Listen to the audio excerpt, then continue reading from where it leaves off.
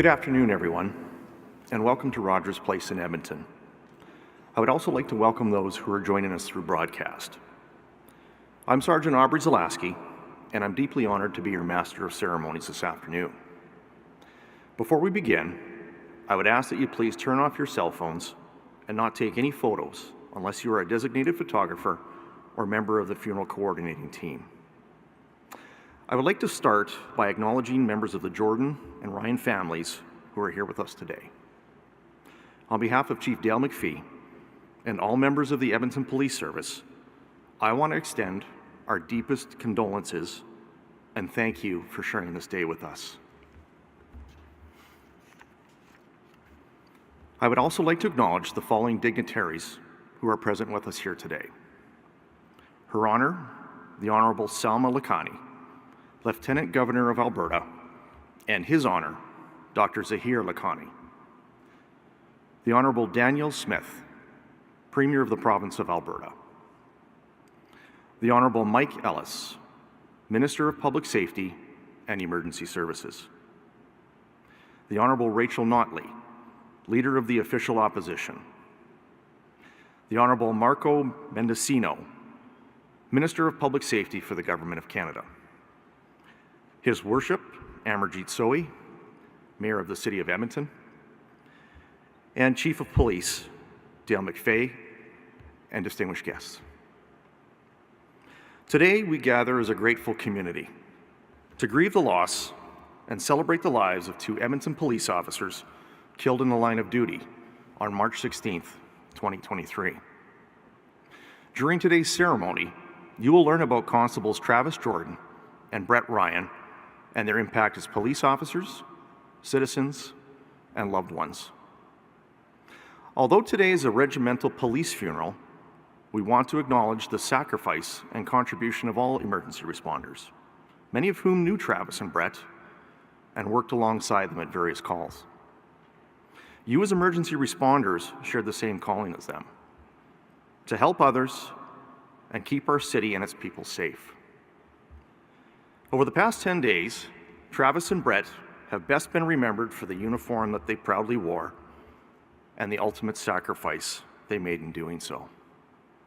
While it's true that the uniform is a large piece of their identity, today you will learn how they were so much more than the badge that they carried.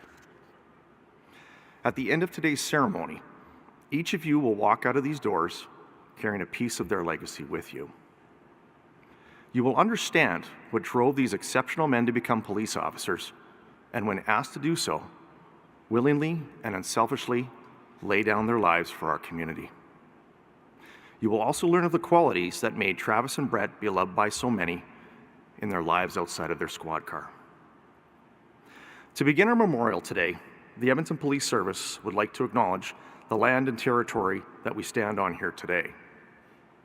The Edmonton Police Service, located on the traditional homelands and gathering grounds of the Cree, Dene, Anishinaabe, Blackfoot, Papachase, Nakota Sioux, Kianyan Kaha, and the Métis people, would like to acknowledge the signatories and descendants of Treaty 6 territory.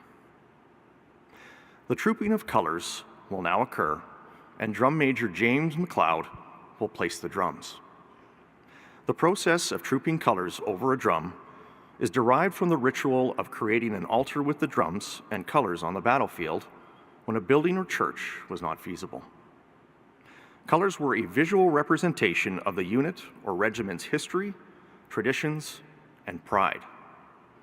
Their display atop the drum set was the most significant gesture that could be created on the field of battle to acknowledge the ultimate sacrifice being made by the fallen. I would invite everyone to please stand. Saluting the colors is not required as the precedence is given to the fallen. Parade! Attention! Drum Corps!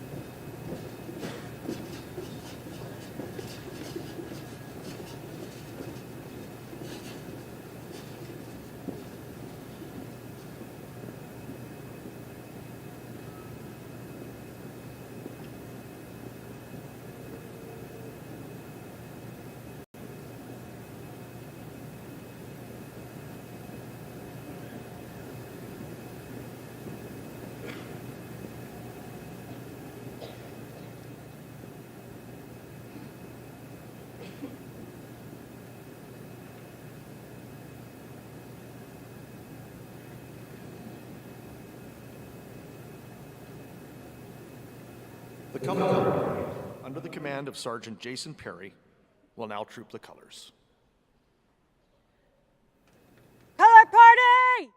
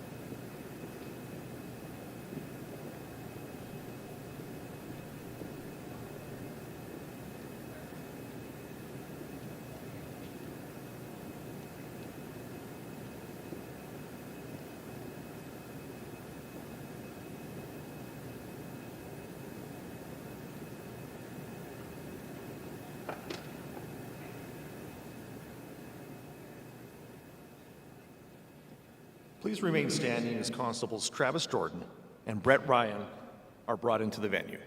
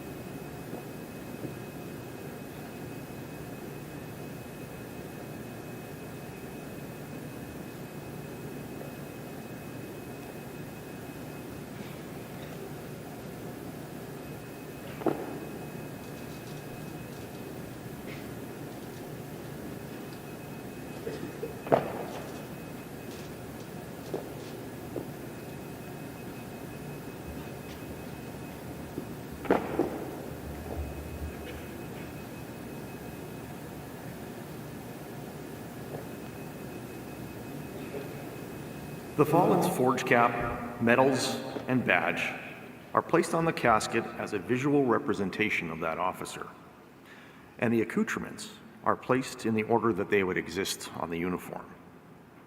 The medal set that people see are present because both officers have been posthumously awarded the following medals in descending order of precedence: the Police Exemplary Service Medal, the Queen's Platinum Jubilee Medal, the Alberta Police Long Service Medal, the Alberta Emergency Services Medal, and the Edmonton Police Service Medal of Honor. Fair parties, a word first. Flag left, quick, march.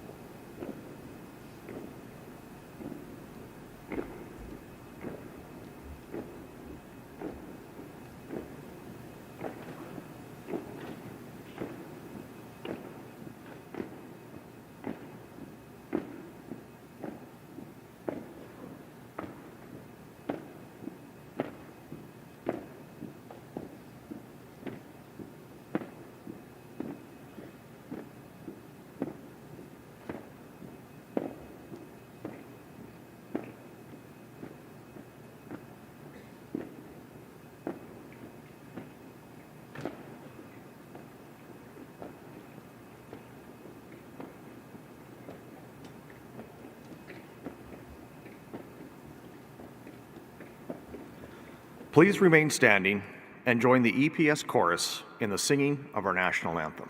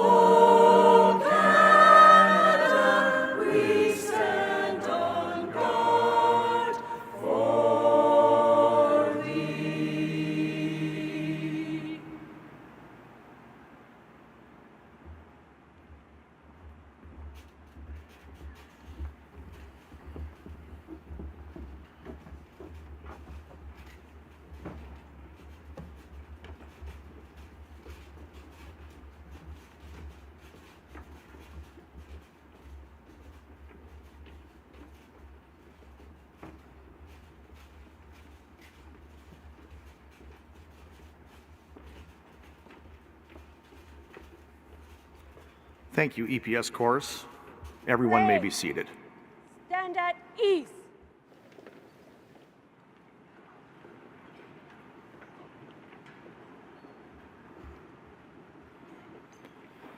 I would now like to welcome City of Edmonton Chaplain John Dowds to lead us all in an opening prayer.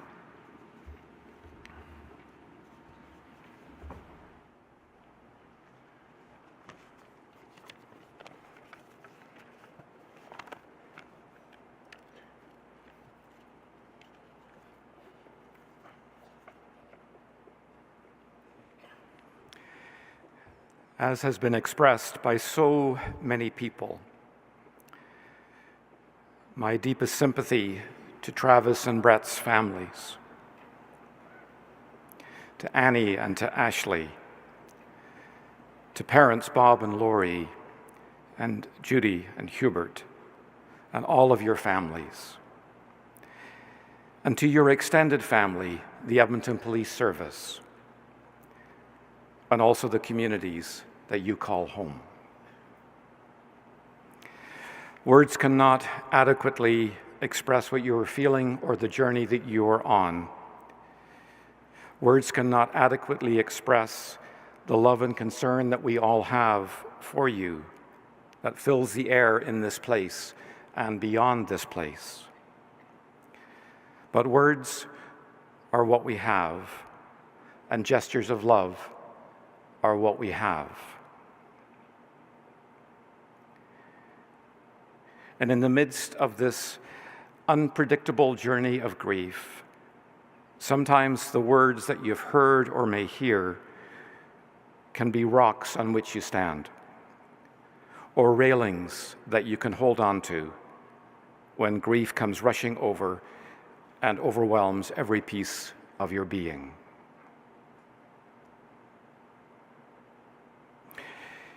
Here are some words now. They're in the form of a prayer. Pray them with me if that is what fits for all of you and is a part of your spiritual journey.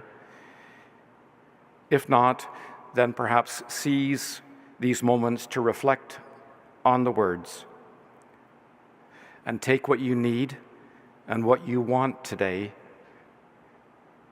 and leave the rest. Let us pray. To you, O Holy One, known by many names and yet beyond all names, we bring these prayers. We gather here to remember Constable Travis Jordan and Constable Brett Ryan, loving husbands, sons, siblings, family members, friends to so many, called to serve, devoted to service. For their courage and their deep commitment, we give you thanks. For their families, we pray that they will be strengthened by the love and compassion that surrounds them here today and beyond, and by the presence of your Spirit. For the Edmonton Police Service, an intrinsic part of the fabric of our community, people called to serve and protect, we give thanks. And today, perhaps like no other day, we offer our deep gratitude for our police officers, who they are, the work they do with such dedication and bravery.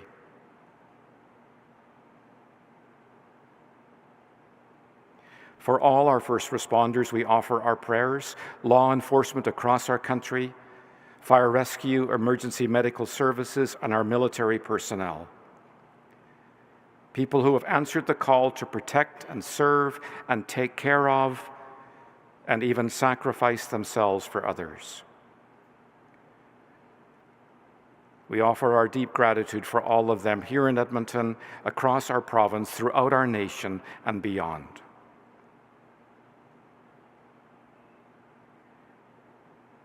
And for Edmonton, we pray, a community, a family. And as family, when one hurts, everybody hurts. When one is in need, family gathers together to help and support. We've done that. May it continue and be sown into the very fabric of who we are. Be with us, O Holy One, here in this place, as we mourn the tragic loss of Brett and Travis, and as we give thanks for who they were and the legacies they leave for all of us. These are our prayers Amen.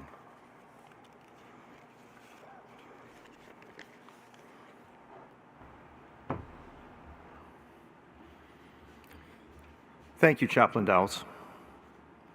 To offer condolences on behalf of the Edmonton Police Association is President Curtis Hoople.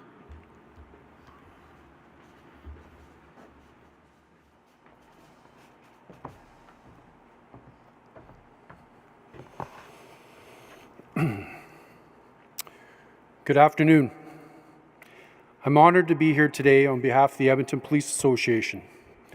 As a 20-year sworn member and a representative for almost 2,000 police officers, I want to convey some brief words of support to the families of Constable Travis Jordan, Constable Brett Ryan, and our entire police family. Senseless is a word that fits this moment. Accepting loss that cannot be easily explained can tear at us. It's hard to accept, and it creates difficult emotions to heal. To the Jordan and Ryan families, the entire police family here today and worldwide mourns with you and is deeply sorry for your loss. We all want you to know they were loved, respected, admired, and damn great cops. Travis was a stellar man. He showed up for people at every moment of his career with care and compassion and without hesitation, even in the most challenging circumstances. Brett was an outstanding man and a valued member of our family. He was driven, focused, intelligent, and relentless in his service. They were both the best of us. We all want to honor their sacrifice and find meaning in this moment. We all owe Travis and Brett the commitment to cement their legacy into the pillar of strength that burns their internal flame in our hearts and across our city. To my police family, since March 16th's event, you have continued your duties while trying to comprehend the gravity of what happened to our colleagues. Losing our brothers reminds us of our social contract we carry as a part of our uniform. Their ultimate sacrifice is a stinging reminder of how important it is not to underestimate the dangers of our job while still offering compassion to the communities we serve. Today we stand witness to the sad fact that sometimes the terms of this contract are paid with the ultimate sacrifice. Constable Jordan and Constable Ryan fulfilled their service to the ultimate measure. For this, we owe them our gratitude and our relentless protection of the police service and the community that they honored with their very lives. As we leave here today, remember to support each other while taking time to attend to your grief. To the Jordan and Ryan families, this police family is here for you and is committed to never forgetting. To Travis and Ryan, you'll be dearly missed. Rest easy, brothers, and let your police colleagues take it from here. Thank you.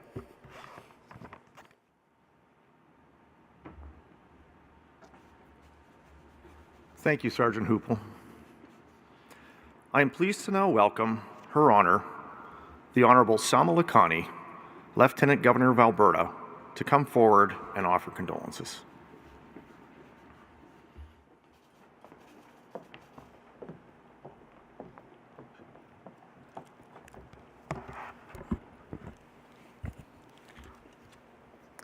Thank you. Good afternoon. I would like to begin by offering my most heartfelt condolences to the family, friends, and colleagues of Constable Travis Jordan and Constable Brett Ryan. Please know that you are not alone. Your fellow Edmontonians, Albertans, and Canadians, and people from around the world stand beside you today. We are heartbroken by their loss, and we are holding you in our thoughts and prayers for comfort and solace. The tragic deaths of these two brave men was a harsh reminder to us all of the very real risks that our heroes in uniform face in order to keep us safe. It takes great personal sacrifice and considerable heart to put your own well-being on the line so that others can live in peace and security. The best police officers bring tremendous courage and a high level of skill, strength, and determination to the job, and Constables Jordan and Ryan lived up to that high standard each and every day. They cared deeply about this community, and they served with intelligence, integrity, and honor. I have learned from those who knew them that Travis and Brett also shared a remarkable ability to connect with those who were in trouble or experiencing trauma, always taking the time to let people know that they were heard and understood. They treated everyone they met with empathy, warmth, and compassion, and that made all the difference to people in need. We were truly fortunate to have had them among us, even if it was for far too short a time. While nothing we say or do can take away the pain that comes with such a terrible loss, I hope that all who are grieving for Travis and Brett can find some measure of comfort in knowing that their legacies will live on. We will remember them always for the remarkable spirit they brought to their duties and for the countless people who they helped and the lives they saved over the course of their careers. Above all, their enduring legacies will live on in the love and friendship they shared with those who were fortunate enough to have had them in their lives. They will be deeply missed by all who knew them and forever honored by a grateful city, province, and country. I offer my deep gratitude to members of the Edmonton Police Service and to all of our Albertan and Canadian frontline heroes in uniform for your sustained service. Again, to the family members of our two brave heroes, please know that they will never be forgotten. They will remain in our hearts and be forever celebrated in our history. As someone who came to Canada from another part of the world and who has come to deeply appreciate the safety and security we enjoy in this country, I can say this: it is only because of the daily courage, commitment, and dedication to their profession of those like our two young heroes who gave their all for us that what we each take so much for granted every day is even possible. May Constables Jordan and Ryan rest in peace, and may we continue to honor them through our shared commitment to fostering the strong, hopeful, and peaceful society they believed in. A society that represents the best of their brave and caring spirits and the best of who we are as a people. Thank you.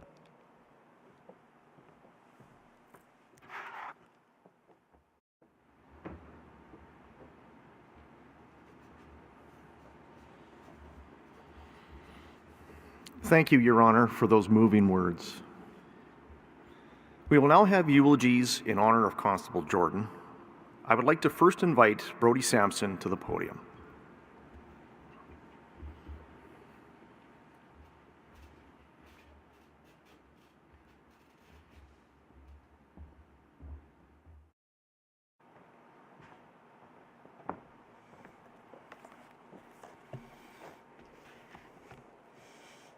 Wow.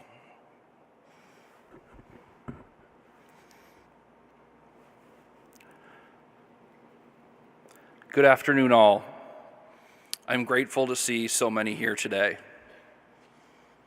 Travis would have been in awe of this outpouring of love and support from the law enforcement, military, and first responder communities, as well as his family and friends.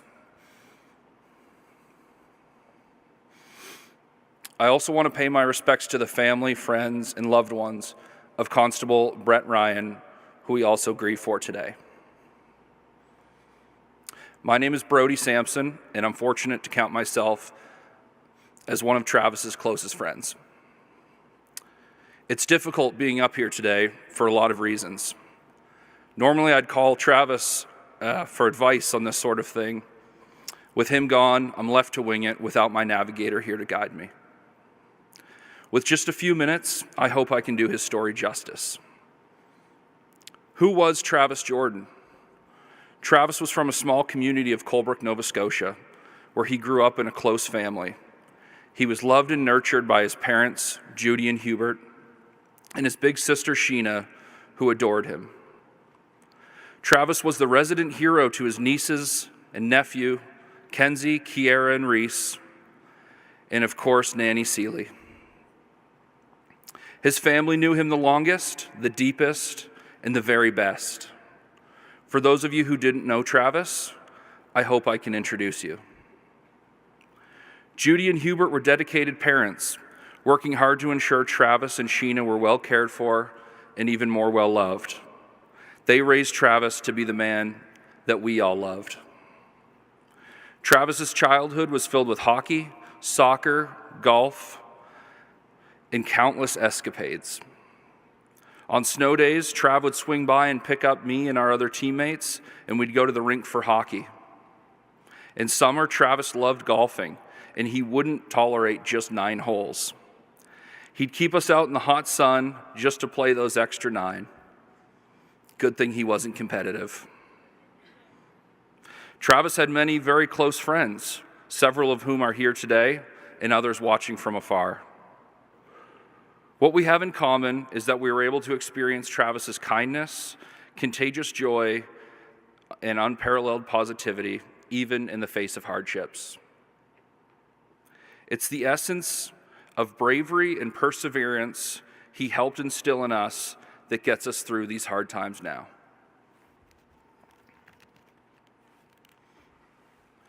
By all accounts, Travis's life began in Colebrook.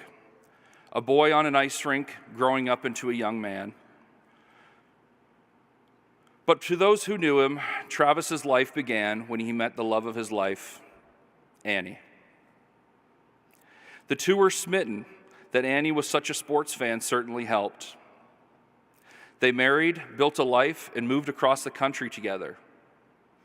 They had 2 beloved dogs, BJ and Teddy, a loving family, and many close friends. The two loved to travel, to the mountains, to Florida, or home to Nova Scotia. Most importantly, these two loved to travel to connect with loved ones and close friends. Judy, Hubert, Sheena, Kenzie, Kiera, Reese, Annie's parents, Shelley and Blair, Annie's brother Sam, and his bride-to-be Allie, if she ever asks. Annie was his first and only love and his soft place to fall when life got too big and too loud. Golf may be a solo sport, but Trav and Annie were a team. What a gift to have shared a love like this. Travis had a strong moral compass and his values were sound. He was the epitome of integrity. Travis was dubbed the Snow Angel of Edmonton, and this is who Travis always was, even when no one was looking, even when no one was taking pictures or writing articles. He did it because that's who he was. He was the consummate diplomat, loving, kind, and compassionate, and he wore these attributes like armor. Instead of social media, he would pick up the phone and call, fostering real connections. Relationships were paramount to Travis. Travis's dream was always to be a police officer.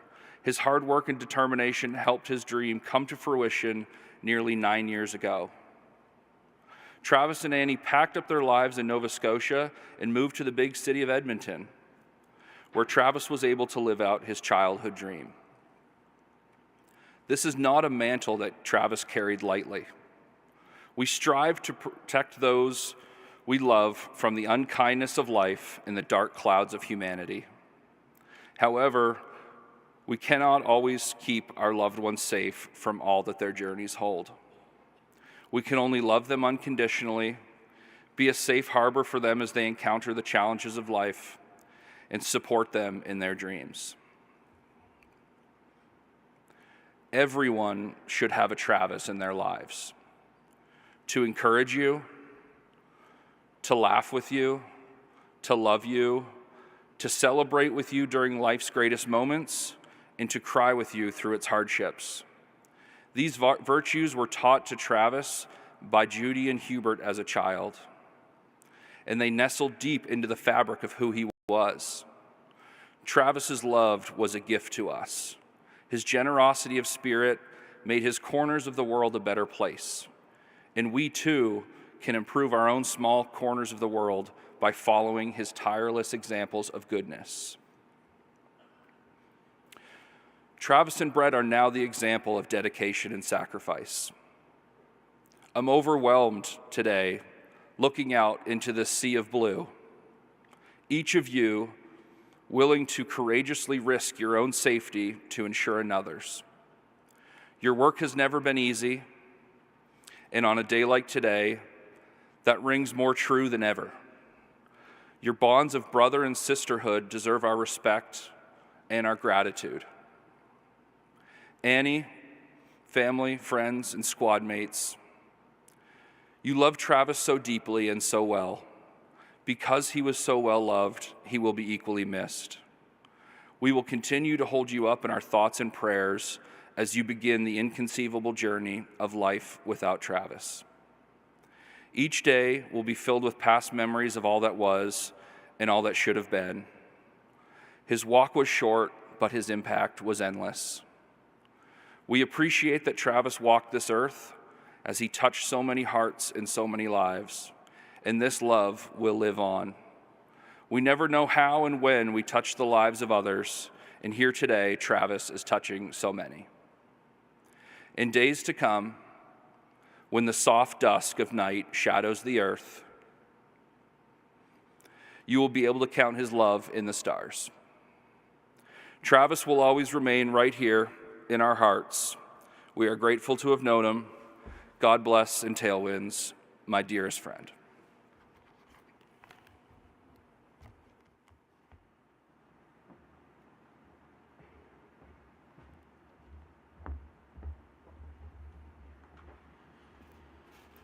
Thank you, Brody. I would now welcome Sergeant Chris Gallagher and Sergeant Perry Getzinger to come to the podium.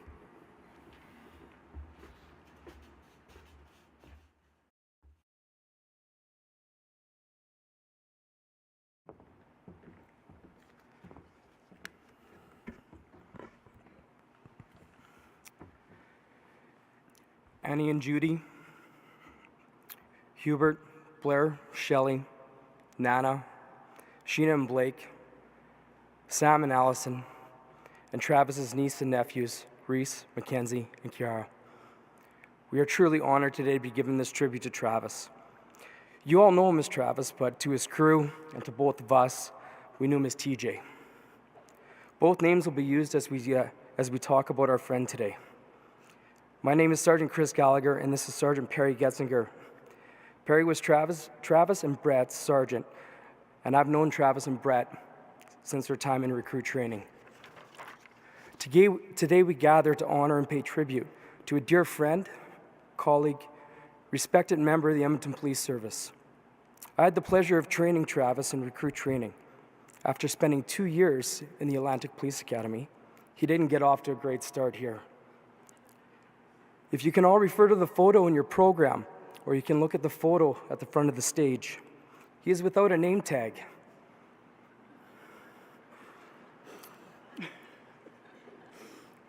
And if it was really a full photo, you would see that he also was not wearing any boots. The day the photos were taken, he forgot his boots and name tag at home, and it was only day 3 here. If you know Travis, you know that forgetting things and not being prepared was out of character for him. The class did many push-ups that morning, and needless to say, he never forgot his name tag or boots again. Travis loved being a police officer, and his passion for serving and protecting his community was evident in everything that he did. He was dependable, loyal, and his colleagues knew that they could always count on him to have their backs. Travis was a well-respected member of the service, and his dedication to his job was unparalleled. Travis was a leader right from the start. He was an excellent recruit training officer and was always willing to mentor new recruits coming into the crew. Sergeant Getzinger called on him to go up temporary acting. Travis always stepped up, and he always did an excellent job. He told me he always considered Sergeant Getzinger as his work dad.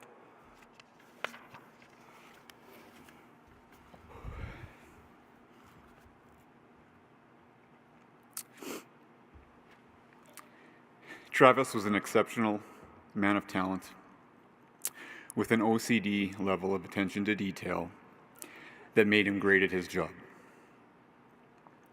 He was hardworking and well respected by his colleagues, and his contributions to this service will never be forgotten.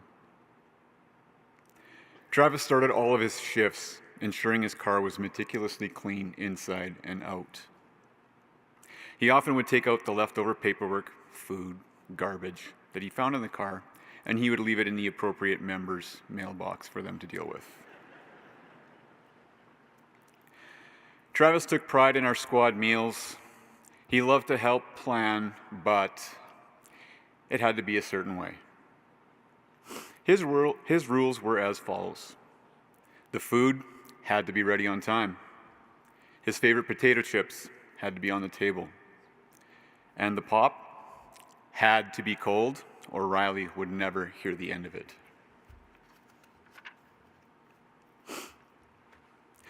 Beyond his professionalism and work ethic, TJ was also known for his great sense of humor. He had a way of making people laugh and feel at ease, even in the most stressful situations. TJ could diffuse tension with a well-timed joke or a witty comment, and his positive attitude was infectious. Travis was a leader, and I could always rely on him to fill my shoes when I was away. Well, on one shift while he was acting sergeant, Travis proceeded to play a prank on the most junior member of our crew. The last day of the set, he made sure everybody was on board, and then he proceeded to tell Riley that the squad had an 8-hour training day about economic crimes at Northwest Campus. The next morning, Riley arrived bright and early at Northwest Campus, looked around. His whole squad was at home in bed.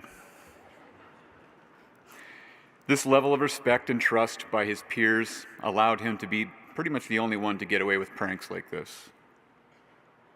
Travis was very proud to call Squad 4 his family.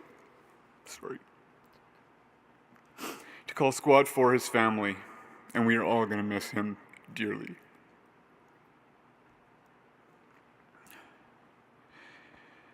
talk about Travis the golfer. Any of you that knew Travis know he was an excellent golfer, ultra competitive, and really liked to win. 3 years ago, I arranged a golf trip with my closest friends, Bill Countryman, Chris, and TJ. Travis was so excited to go on this trip that he named our group chat Birdies and Beers. He was involved with making sure he could pick the courses that we wanted to play and the planning of the trip. The first game that we played was at Silvertip in Canmore, and for some reason Chris was playing out of his shoes and beating Travis. The more Travis tried to catch Chris, the more he was spraying the ball off the tee. The three of us were never afraid to get in his kitchen. We tormented him for his ball going everywhere but the fairway. Somehow the nickname Sprinkles was born, and he embraced it, as evidenced on his personalized Sprinkles golf balls that he had made for this upcoming season. The victory at Silvertip was the one and only time that Chris managed to beat Travis at golf. No matter how hard I tried, I never managed to achieve that goal. I miss you, buddy.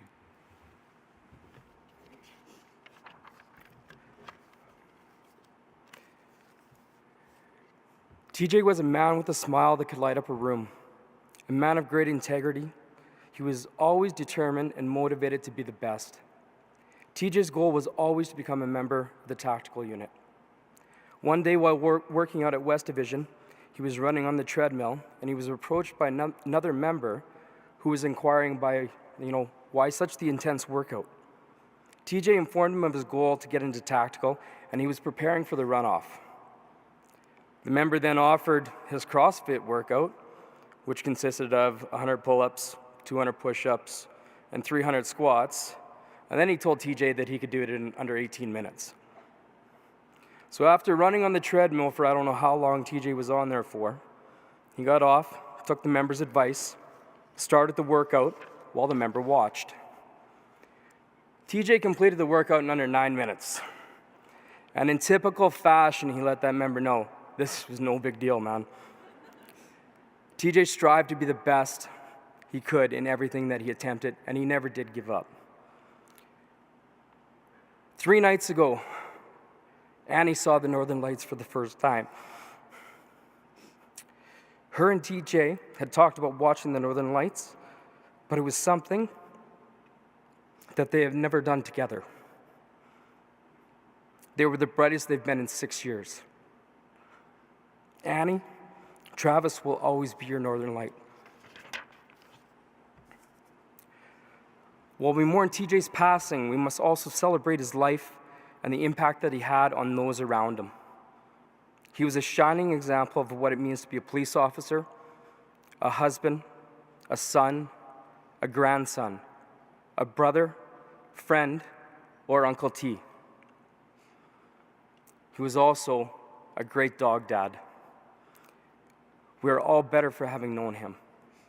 So let us honor his legacy by committing ourselves to the values he held dear: dedication, hard work, humor, love of family, and community. Rest in peace, Travis. We love you, brother. Your service and sacrifice will not be forgotten.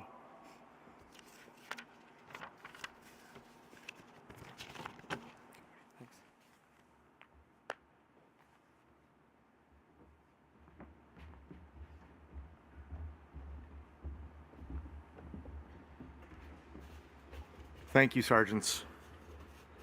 Lastly, I would like to invite Chaplain Roy Langer to speak on behalf of Travis's wife, Annie.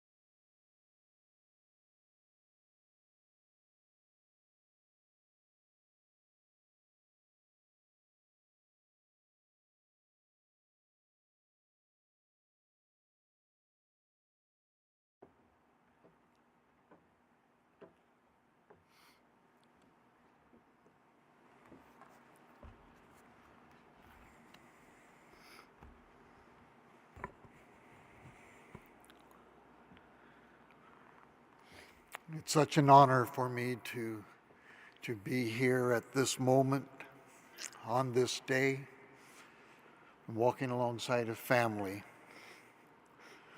and to stand here right now with Annie, as she shared in writing for me the words of love and respect that she has for her husband. And these are her words. Travis, my police officer, my best friend, my husband, my whole world. Have I told you how much I love you lately? Or how much I appreciate everything you do for me and our sweet little boys, Teddy and BJ? What about how much I admire you for everything that you do for everyone else? You are the most generous, selfless, and loving person I know. It's been the biggest honor being your wife. The second I put my eyes on you, I wasn't sure your incredibly confident nature was palpable in the room. With time, you showed me what undivided attention really meant, as well as the chemistry that can take place when two individuals with so much in common connect in passion, trust, and true love. Our life together was truly remarkable right from the beginning. It was just easy. We didn't have one hard day in 11 years. The world was really ours. We had already started leaving our mark in so many different places. We were well on the way to exploring many other countries and sharing new experiences together. We worked hard together to build our careers and to get you to fulfilling your dream of being a police officer. We persevered together at every turn, simply gaining new insight along the way and setting our eyes back on the horizon. I was so proud of you when the news came that we would be moving to Edmonton in search of fulfilling your dreams, our dream of being a police officer. Your brothers and sisters in blue meant the world to you right from the beginning. You were lucky to have them, and they were lucky to have you. The excitement that you had in your early days as a recruit was absolutely precious. The stories that you came home with and the anticipation of all the exercises ahead filled our household on a regular basis.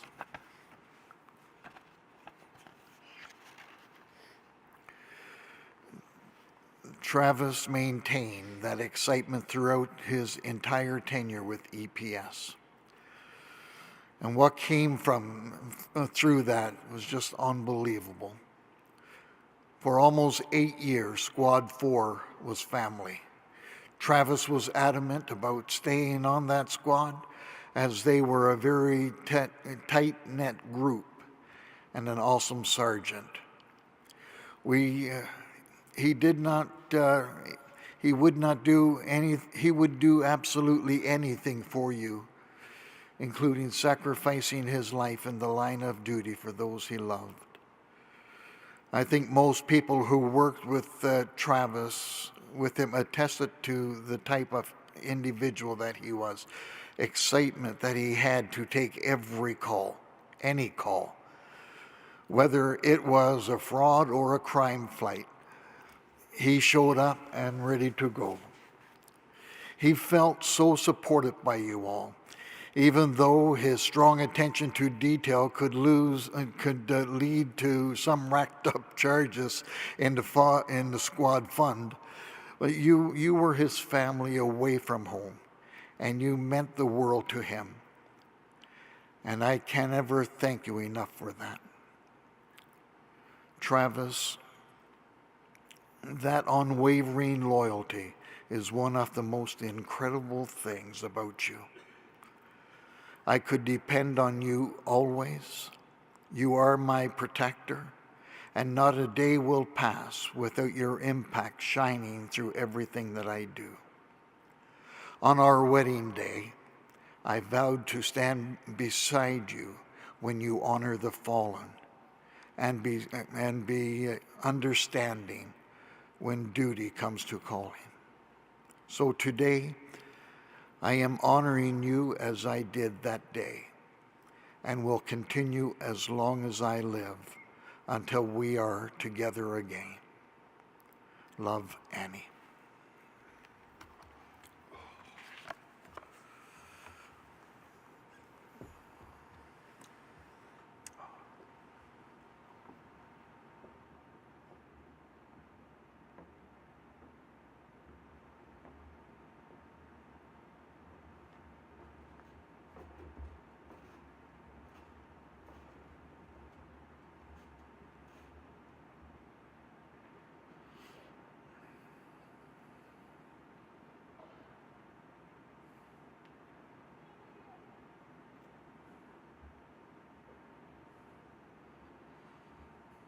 Thank you, Annie, for those touching and impactful words.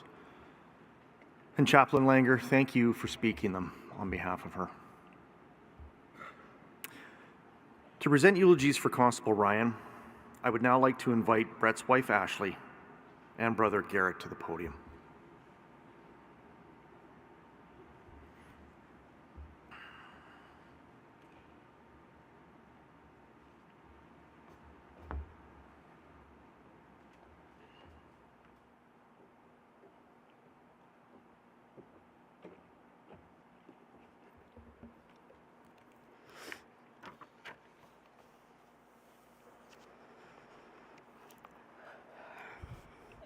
Before I begin with Brett's eulogy, I would like to share something that my friend and coworker sent to me just a few days after Brett's passing. Grief. You'll find it comes in waves. When the ship is first wrecked, you're drowning with the wreckage all around you. Everything floating around you reminds you of the beauty of the ship that is no more. All you can do is float. You find some piece of the wreckage and you hang on for a while. Maybe it's a physical thing, maybe it's a happy memory or a photograph. For a while, all you can do is float, stay alive.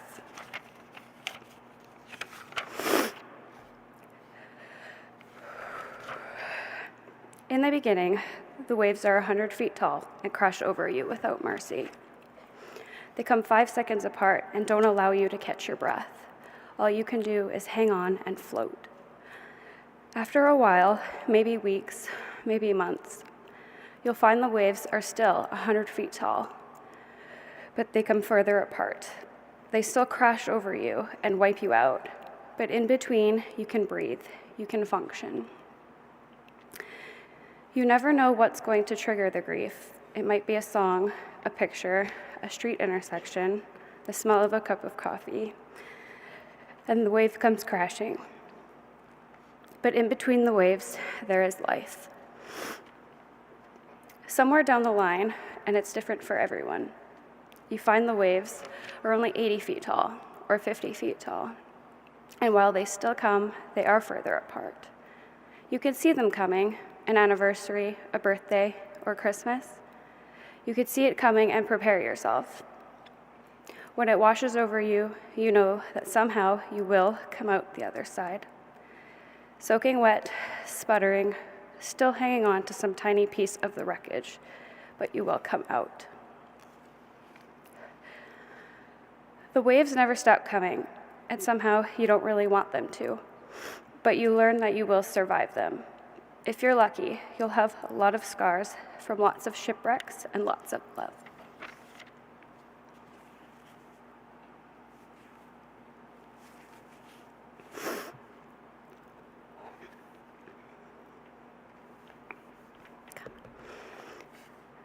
Brett was an extraordinary police officer, friend, brother, uncle, son, doting husband, and proud soon-to-be father. He loved fishing, hunting, watching the Toronto Blue Jays sometimes win, and when they didn't, he changed the channel to the Astros game. He loved traveling and trying new things. He was definitely the extrovert in our relationship, making new friends wherever our travels took us. He loved our dogs. His unspoken favorite, of course, was his Mavi girl. His reason? She's the good one that didn't chew up our new couch, unlike our new puppy, Scout.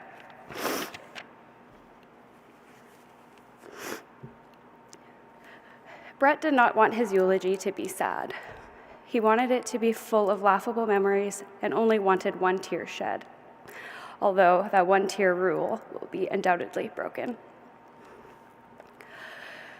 Brett wore many hats throughout his short adult life, which included paramedic, referee, skydiver, firefighter. We won't even get into that adventure. And finally, his dream came true when he became a member of the Edmonton Police Service.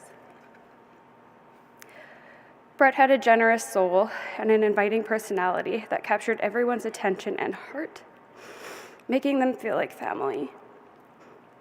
He had a crooked little grin, which usually meant he was up to no good, but you couldn't help but smile along with him. These past 10 days have been the worst days of our lives. Nothing can bring him back. No what-ifs can change what transpired that night, no matter how many times I wished that night went differently. It is both a blessing and a curse having been present at the time of his worst moment. Unfortunately, I will never forget that night for as long as I live. But the memories I will always happily remember are the ones of Brett waking up in the morning, making his coffee, reading the news in his fuzzy slippers because he was such an old man at heart. I will remember how thrilled he was when EPS allowed the growth of facial hair. Brett was so pumped to try to grow out his beard, and boy, just because you can doesn't mean you should.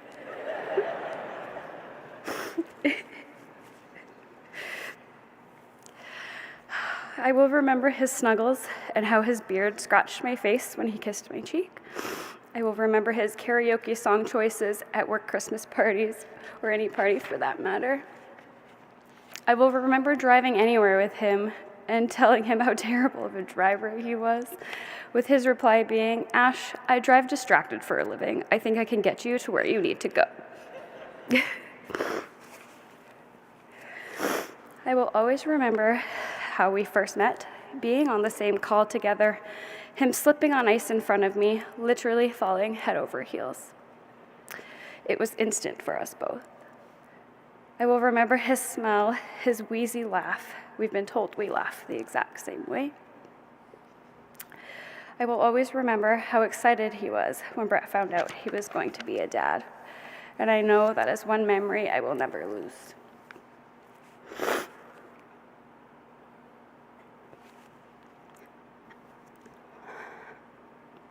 My sweet husband, we thought we had eternity ahead of us. The 10 years we had together will have to suffice, but the everlasting love I have for you and for us is evermore. I know you have already met our baby, and you will forever be their angel. You will live on in baby Ryan, and they will know every last detail about how special you were to so many people, and most importantly, to me. I love you forever, I'll miss you always, and I love you more until we meet again.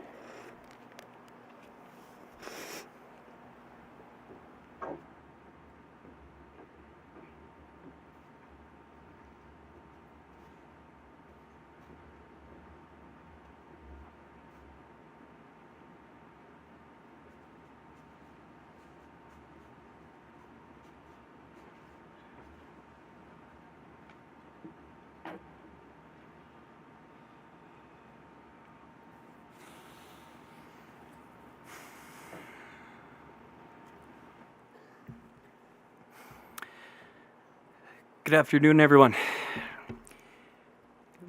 My name is Garrett Ryan, and I'm Constable Brett Ryan's oldest brother. On behalf of my family, we'd like to thank everyone, all EMS services, Edmonton police officers, Edmonton firefighters, peace officers, correctional officers, SWAT members, EMRs, EMTs, paramedics, RCMP, and also our sheriffs. If I've missed anyone, please accept my dearest apologies.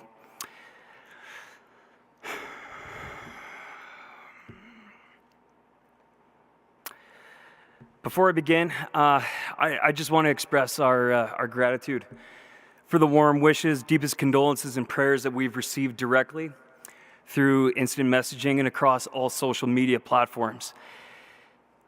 The support that we've seen locally across the city of Edmonton, this very province, and this amazing country has been absolutely overwhelming.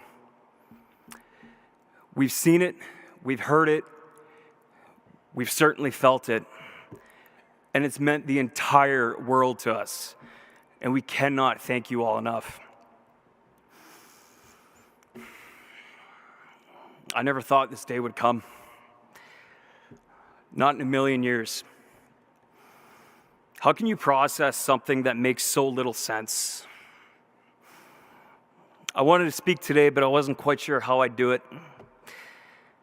How do you summarize your brother's life in only a few short minutes? So I decided to think about love, and I'd be glad I did it. The harsh reality of this life is if you're lucky enough to know love, you will inevitably know loss as well. It's a non-negotiable part of the equation. Those two things are the great connectors of us all, and we understand the emotions of both. Brett Ryan was welcomed into this world as the youngest of three boys when he was born on June 3rd, 1992 at 12:11 p.m. to his loving parents, Bob and Lori Ryan, and two older brothers, myself and Kirk.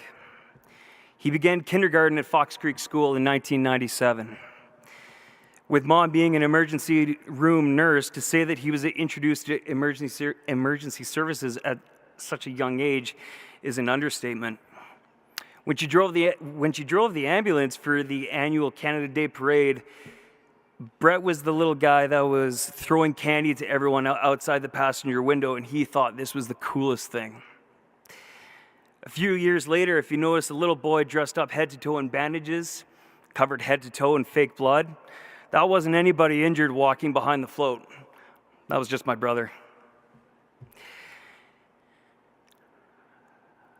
When his illustrious hockey career of dumping the puck in the corner, icing the puck off the glass, and scoring only 2 goals between novice and midget had concluded, Brett took up hockey officiating. While I joked with him that I taught him everything that there was to know about hockey officiating, it turns out Brett met one of his first true loves. When my family moved to Spruce Grove in 2005, Brett continued to climb the officiating ranks with Hockey Alberta and became a pillar in the community. His career as a referee spanned nearly 20 years, seeing him officiate at some of the highest levels and most recognized tournaments in the province. He also willingly lent his expertise to the younger officials whenever called upon. I have no doubt that because of Brett's influence, Spruce Grove is in Alberta a hockey hotbed for up-and-coming officials. Brett attended St. Marguerite Catholic School for junior high and graduated from high school from St. Thomas Aquinas Catholic School in 2010.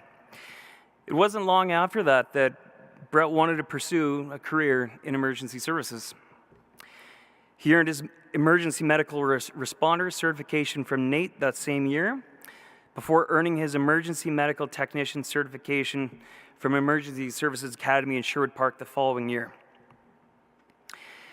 Brett excelled in his 1001 fire training and graduated from the Canadian Training Division in Fort Worth, Texas in 2014 before coming back home to resume his career as an EMT.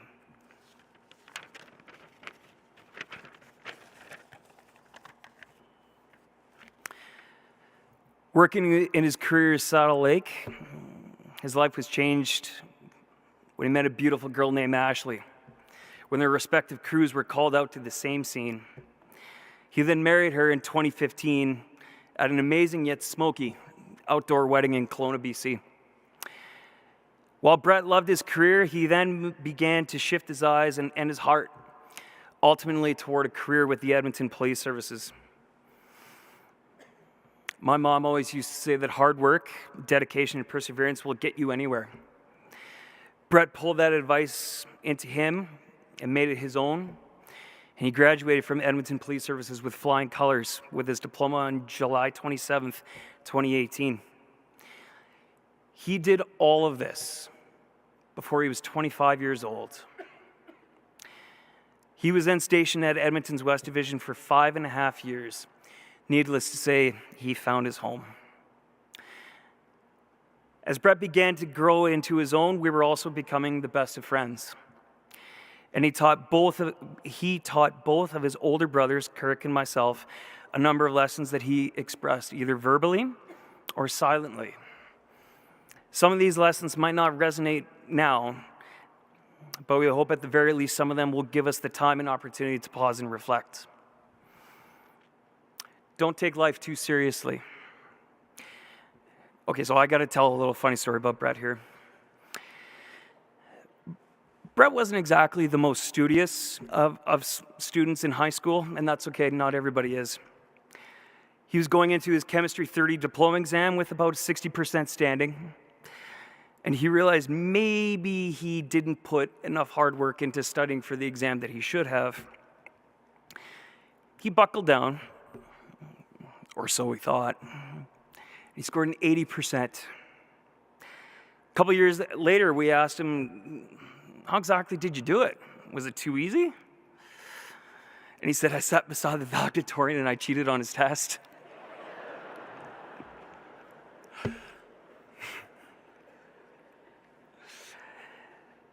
But he admitted to his shortcomings with full disclosure. That was Brett. At least he was consistent. The power of laughter is contagious. As what was mentioned just a few minutes ago, Brett had a unique smile to him. He had a unique smirk. One of, I just stole your wallet and you don't know about it. Brett had the most wheezy, contagious laugh I have ever heard in my life. He could be across the room laughing at something. I don't even know what he's laughing at, and all of a sudden I start laughing. His laughter was the loudest when he mounted the most epic comebacks against me in Super Mario Kart and Halo. I'll finally announce today that Brett was the better player all along. Practice confidence under pressure, Brett and I had a quiet conversation to ourselves a few years ago. And I just asked him if the nature of policing ever scared him. He looked at me, shook his head, and he said no. Brett was confident in himself, his abilities, and his training. Brett took his personal safety to heart, and he was without a doubt one of, if not one of the most safety-oriented officers you'll ever meet. Broaden your world and have fun. Brett lived by the mantra, work hard, play hard, and he applied the same passion and loyalty from his career to his friends. He loved fishing, camping, skydiving. I would never skydive, for that matter. Hunting, softball, Wendy's Baconators, Donairs, Timmy's Coffee, the Houston Astros and the Toronto Blue Jays, and playing with his two dogs, Mavi and Scout. He loved his vacation time, and his two favorite vacation times were Las Vegas and Mexico. Now, he also loved country music. Brett and I did a lot of bonding in my car when he was sitting in my passenger seat. If we weren't singing to Nickelback, we were singing to a lot of country music. So we apologized to any drivers around Spruce Grove who looked at us kind of weird when we were singing Come Over by Kenny Chesney with the windows down. It was just us Ryan boys having fun. There are lots of ways to get you to where you want to go. Brett was a shining example of the 6W philosophy. Work will win when wishing won't. His legacy is that he's a small-town boy from Fox Creek in Spruce Grove, Alberta, who followed his dreams and made the entire world notice.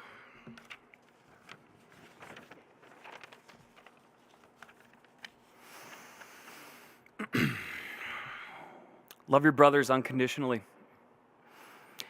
The relationship between siblings teaches you to love above all else and to appreciate those who don't tell you what you want to hear, who pester you, who make you angry, who steal your things, and who wants what you want.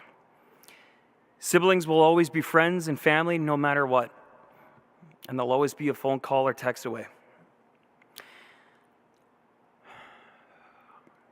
Our hearts and lives were shattered when Constables Brett Ryan and Travis Jordan paid the ultimate sacrifice at approximately 12:47 a.m. on Thursday, March 26, 2023, and our lives will never be the same. I often called Brett my big little brother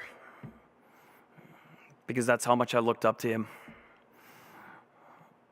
I love my little brother so much, his accomplishments and the man he became. I wish I only had 5 more minutes to spend with him. Tell him one more time how much I love him. He is our hero. He is Kirk's and my little brother. Brett, you've enriched our lives and so many other people around you for 30 years, coming up 31 years. Your last breath on earth became your first breath in heaven. Our Lord and Savior Jesus Christ has made a house for you. May God wrap his arms around you as you dwell with him. Go knowing that your work is complete and you've made this world a better place. Until we meet again, Brett, I love you so much.